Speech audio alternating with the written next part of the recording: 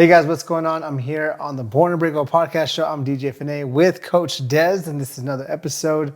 We are going to get into so much that's going on this week. A lot of promotion, really working on pushing this book, making sure a lot of people know the information. I know you have a few little announcements for people who want to buy multiple books and doing some collaborations. That's going to be really fun. It's not just all about the book. We want to get you out there to help more people. Right. That's the whole idea.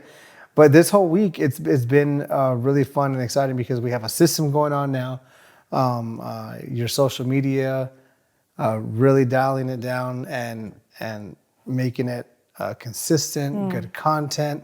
I know a lot of people are liking it, but there's just one post that we just did that kind of stirred up kind of a frenzy. Now it's funny because when people are creating content, especially in my, being an editor and marketing media, sometimes you don't know what's going to make people turn their head, And this particular photo was just a photo because, we wanted to post just a nice photo of you, but it kind of created a little stir. So what was the reaction that you got? And if you guys haven't seen, well, one, you should be, following Dez on social media, Facebook, Instagram, and whatnot. But the photo, which we'll show right here. But it was this photo that got people kind of commenting and kind of, would you say concerned? Just curious. Maybe Curious, just curious. yes, Yeah. I don't think it's a bad thing what was the necessarily. reaction you got? Well, it was the photo. It was the caption. So the photo itself is just me, simple photo, sitting with a nice tea or something. Yeah. And the caption was about how a business meeting turned into a date. Yeah. Now, And so that, and we talked about this, and it got you kind of a little nervous with the reaction. yeah. Well, why did it get you a little nervous? I just wasn't expecting anything. For people to be like, No. It's just to me, it's just a picture. So I didn't think anything. It'd be the last thing I think. And for obvious people reasons, would. a lot of people are like this, but you don't really share your personal life. Yeah. You like to kind of keep that a little private.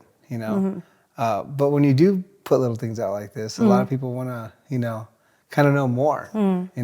But we and this kind of, and the reason why I wanted to talk about this on this episode was, it's been really interesting because you obviously you work for a consulting firm, and you have a lot of important clients, a lot of big clients that you can't discuss for obvious reasons. Right. But in that space that you're in,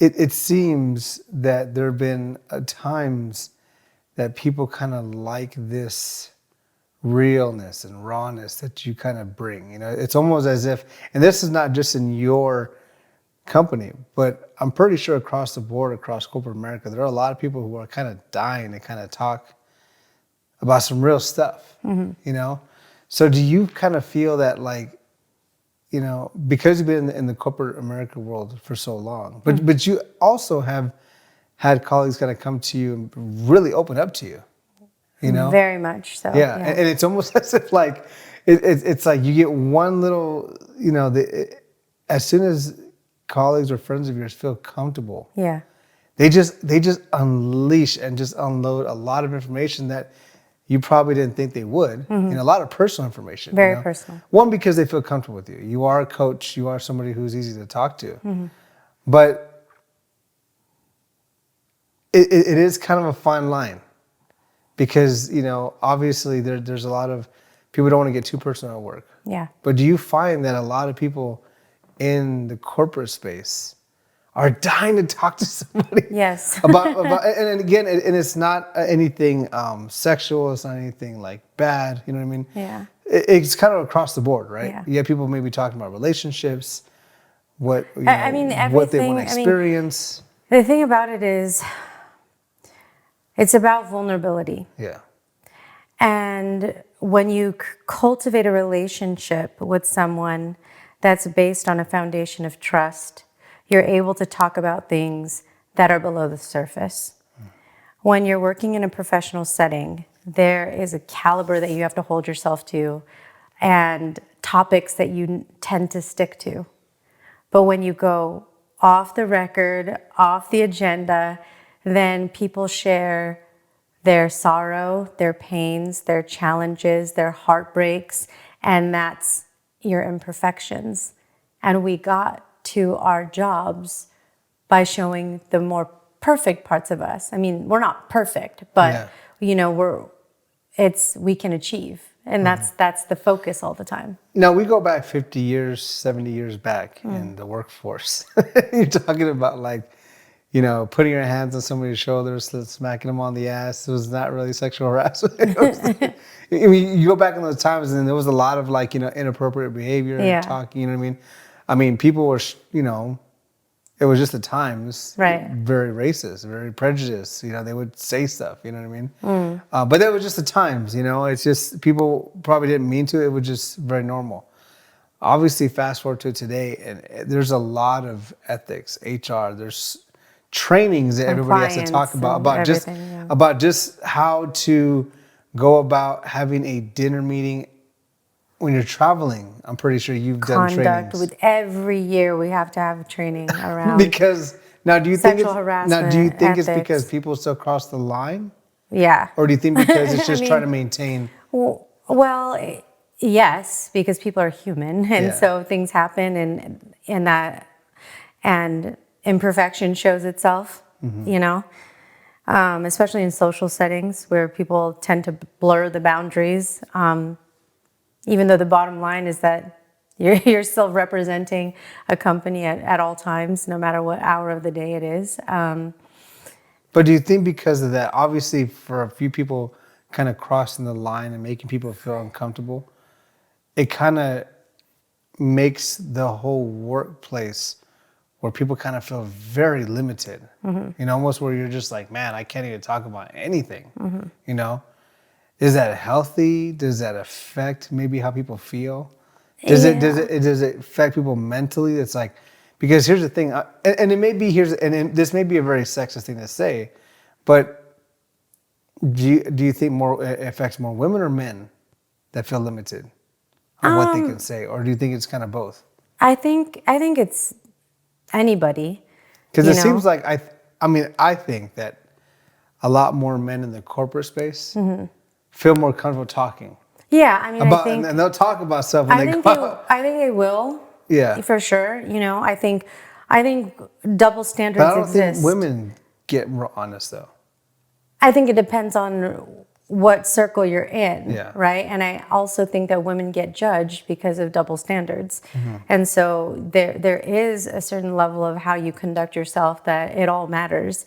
Do you think who's more limited, men or women? I mean, the feeling. Women, yeah. I am one. I know what it's like, and I see it, but because you're a coach and you have to talk to a lot of these people, I mean, do you feel like is it just because of you, they kind of feel like they tend to say more? Well, creating psychological safety comes from how people mirror, okay? Like when you're in a setting with someone, you're going to follow each other's lead. And the moment that you open up, it allows somebody to do the same. Especially hierarchy is a thing in business. And so if somebody sees a superior, somebody with a higher title, someone with a longer tenure, say something or do something, it's like granting permission of like, oh shit, oh, she said that. Well, maybe I can say it. So it's, if you open a door, which I know the moments that are appropriate to do that, because I can feel the energy, and I can sense when someone wants to share something. That's how it starts. And then someone shares, a personal thing that maybe they would not necessarily do with every coworker. And I mean, I know has there been a time where you've seen, let's say you have a person who's like a leader or on a higher level, and they let some what would you call it? A subordinate. A subordinate.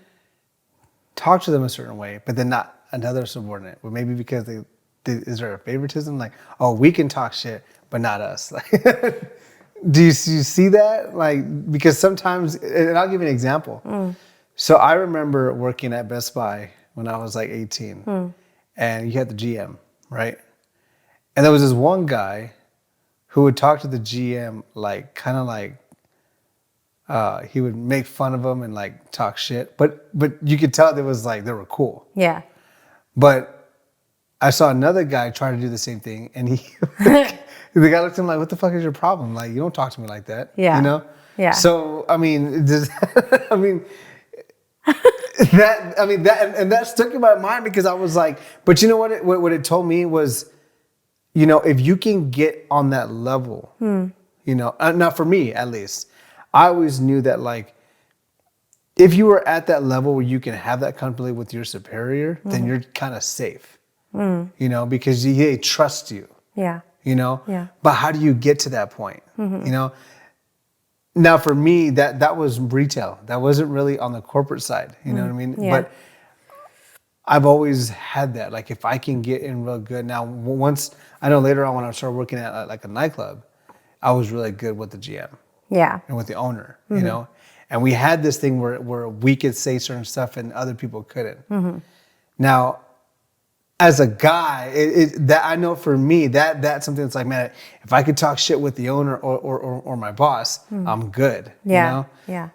I don't know if that is a good thing. Yeah. But maybe because I saw it that way. Now, on the other hand, maybe people may take that another way. Yeah. Like, oh, well, why are you letting him be like that, not me? Nepotism, You know? favoritism. Yeah. So I mean, and in saying that, like, do you feel that is it should people worry about that?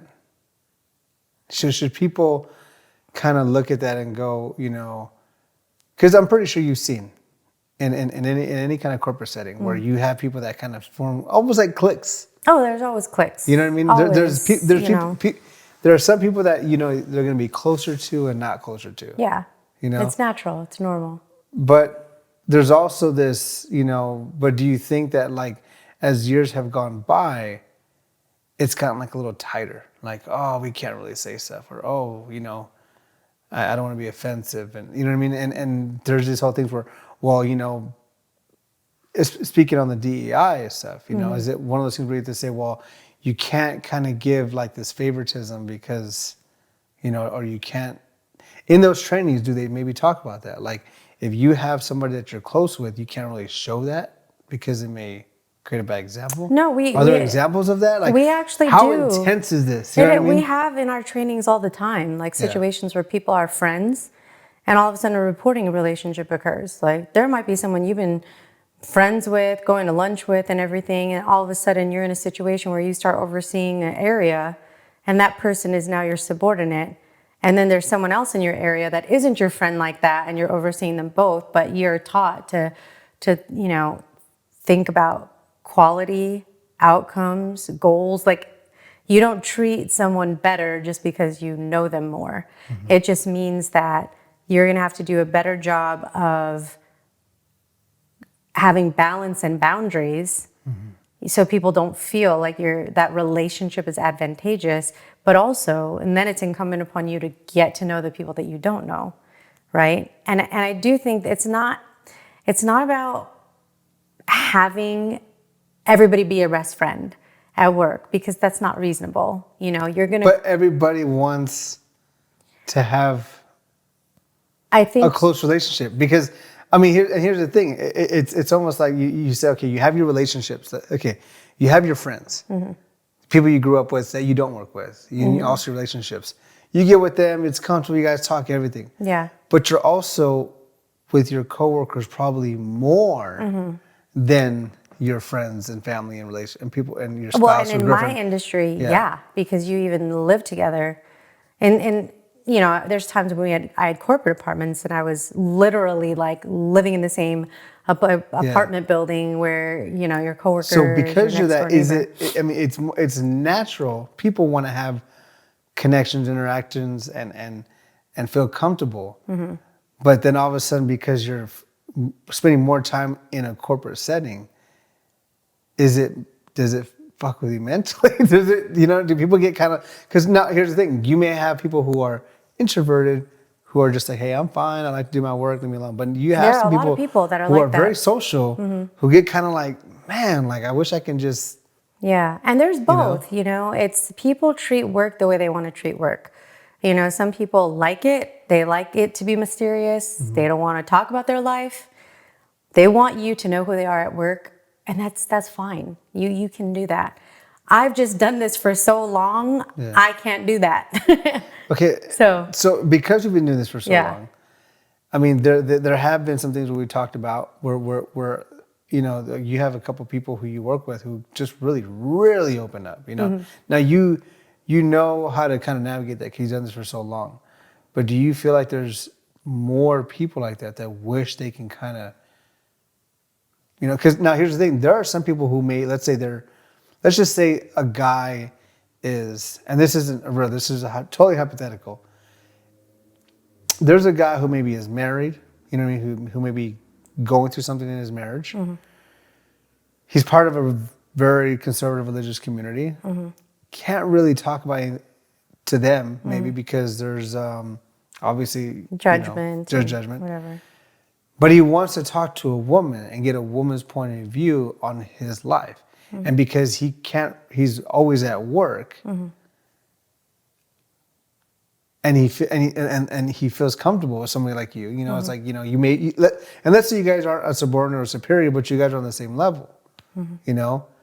Is it appropriate for him to ask, hey, what do you think about my relationship? What do you think I'm doing? I mean, does that? Yeah, I mean, I think if two people get to that level of trust and they feel comfortable giving each other feedback. But are there trainings about that? Absolutely. Well, the training is about the boundaries of two people at work. So whatever conversations you have is just a conversation. Our trainings are more about ethics, like if two people start dating each other. And I'm pretty sure you tell not, HR, blah, blah, blah. But I'm pretty sure that, I mean, obviously, I think people do talk a lot. I think people have real good conversations, There's a lot of that, but it's about, it's conduct. It's demonstrating values. And I think it's understanding there's a time and place for everything. And where does it go wrong? It's when people just make poor judgment calls. Yeah. There's a time when you get to talk offline and you could say freely what you want because But do you think it's more of an issue? Are there more issues dealing with same sex or opposite sex? Now, just me being a person who's not really in corporate America, like I'm like on the doorstep of it, not in it like you. I would think that it'd be more of an opposite sex thing. Like there's more problems that happen when somebody crosses the line with the opposite sex. I don't think I wouldn't think there's a lot where, because girls will talk about girls stuff like girl talk and say things you kind of know, girls kind of have that. Whereas a guy may, I don't think another guy's gonna be like, well, there's this guy Bill who he's really inappropriate. He always, is doing like inappropriate jokes when all the guys are together. I don't think that happens. I mean, we have totally training every single year that's about sexual harassment. So it's, I mean. But do you think it's more on the complaints that happen, the things that happen when lines get crossed? It's more when it's the opposite sex thing, right? Yeah, I mean, but again, it has to do with... And not just sexual harassment. It could just be like, maybe a guy, is just kind of, maybe in a meeting, he kind of does this whole thing like, oh yeah, bum chest or something. You know what I mean? Like he says something, it's not a sexual thing, but maybe he's, or maybe he's kind of always talking about, like sports or something. Like it's always about like, muscle cars and fast cars kind of thing. And, you know what I mean? Or maybe very aggressive. And maybe, a female is not comfortable with that. You know what I mean? Or vice versa where, girls may be talking about like, oh,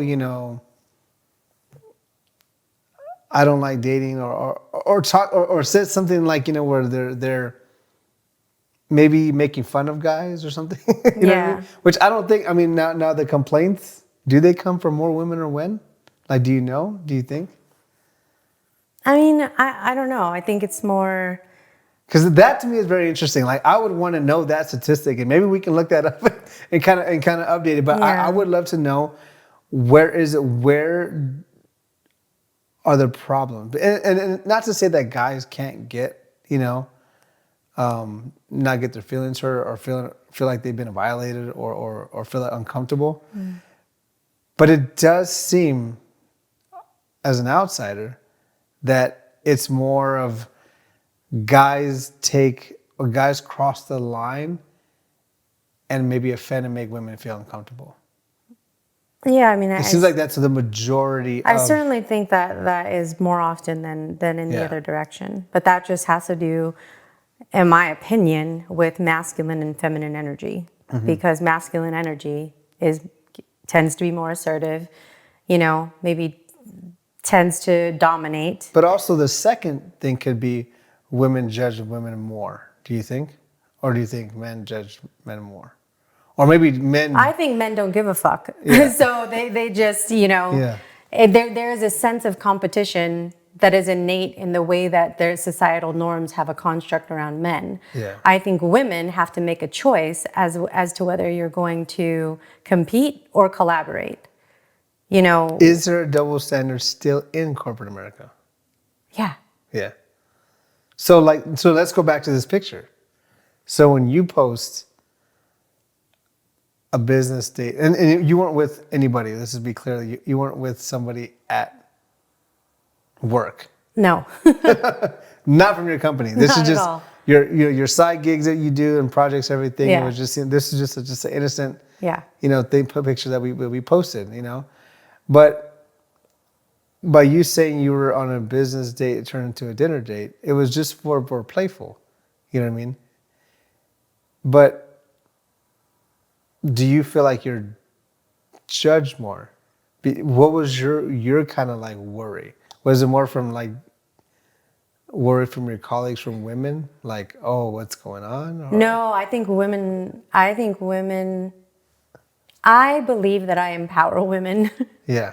Because I do things in a way that is what I promote, which is to be unapologetically yourself. And I think people should, and again, you have to figure out the right way, to be yourself without being inappropriate, especially if you're choosing certain types of careers. But no, I mean, I don't think, it's a bad thing. Like, I don't think women look at that picture and think it's a bad thing. But what were you worried about? I think just talking more about my personal life. Yeah, because it was like we put out a picture with a comment, and all of a sudden, but it was interesting. Wasn't it interesting how it seemed like it was like this concern that everybody had? Yeah, yeah.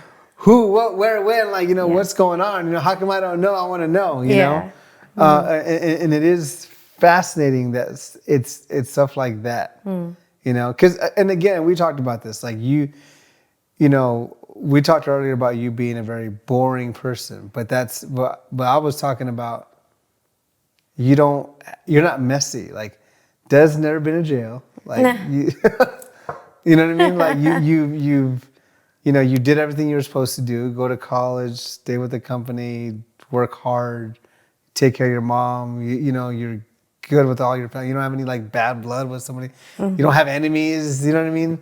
Like you don't have a bad track record at all. You don't do messy things. So it's interesting. Go back to like the early 2000s, Jerry Springer reality show, chaos, and people who do bad things are just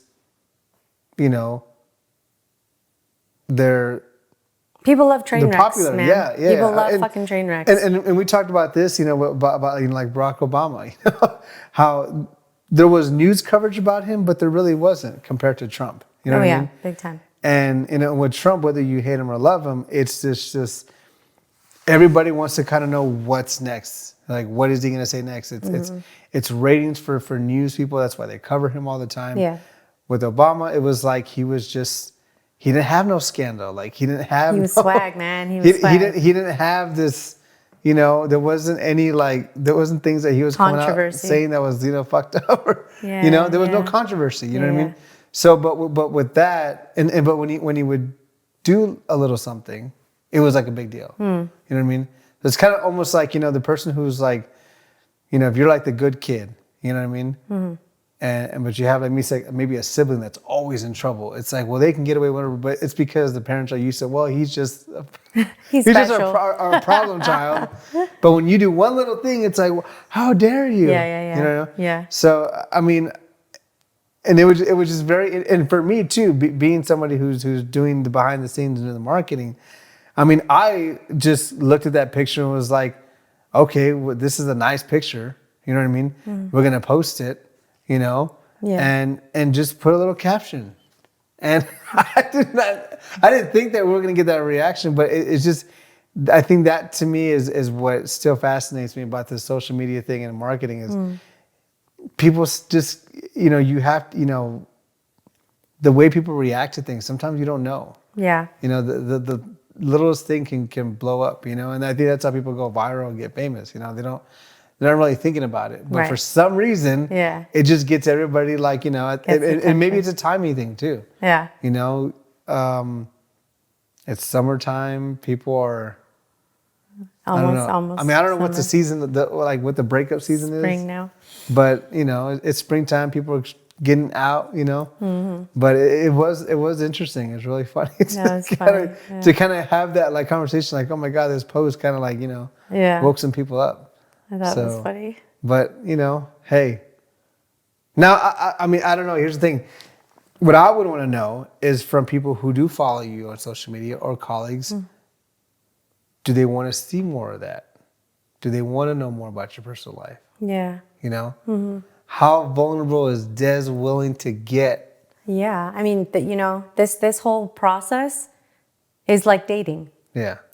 The people that follow you.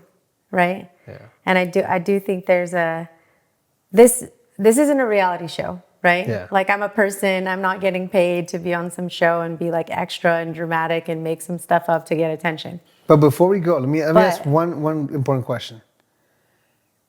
When people like that are getting so much attention, how do you compete when you're trying to, because this is a business at the end of the day. It is. You are trying to get seen. You are trying to, now for you, because you are a genuine person who wants to, you do want to amplify a little bit more of your product because you are trying to reach more people to help other people. Yes. You're not just trying to. It's not a gimmick. It's not a gimmick. It's not like I'm. So whereas people who are a gimmick are just out there in your people face. love the hot mess. Like I said, the hot mess. They'll come on social media and say something just totally outrageous. But the thing is about just to get a click. It's entertainment. Yeah. Why do people go to the movies to get entertained? Why do they listen to music to get entertained? People are bored. They want something other than their corporate job, and that's the reason they're like, "Fuck yeah, I'm gonna watch reality TV." Like all the shit that comes out on Netflix, whatever. So to your question, I will be more vulnerable. You will get to know me. You will get to know me in little bite-sized pieces. And obviously, the people that are closest to me are the different inner circles that you're able to get into. Like someone who's in a mastermind with me is gonna know more than somebody that just consumes only the podcast. Oh, you know what I mean? Where it's not a two-way conversation. You're listening to us talk, but you can't ask a question interactively as you're listening. So it's, you will know more. I will be more vulnerable. There'll probably be opportunities we create where people can ask questions and I can answer them. But it's part of the process, man. You guys heard it here first. Next project video series, Dating Coach Des. Oh man, it would be fun though. It would be fun. Yeah, it would be interesting. To put people on the hot seat here that are dating you. It'd be fun. Maybe more people of the past. And I know we're going a little over on time, but I know we talked about this today. I know we were working, And I like that reality TV trash. And I told Des, I go, we got to get you on one of these like dating shows or one of these reality shows. Your reaction was Fuck just no. like, hell no. Fuck no. Man, No. but I don't want that kind of attention. right. No, I would go in the direction of wanting a meaningful conversation with an ex, somebody that I spent time with. We actually had a real relationship, and we could diagnose what happened. Like something like that. That's No like chaos. a real Yeah. situation. It's Yeah. not a made up thing. It's not just a random person that I went on a date with. That's not gonna. It's gonna be like every other show that you watch. Yeah. I would want it to be something meaningful that you could get out of that is in my brand, There my you go. authenticity. That's it. Great talk. More viral moments hopefully coming soon. But thank you guys for following Coach Iz. If you're not following her yet, make sure you guys go follow her. Once again, I'm DJ F&A. This is the Unbreakable podcast show. And always, Coach Des. We'll see you guys next episode.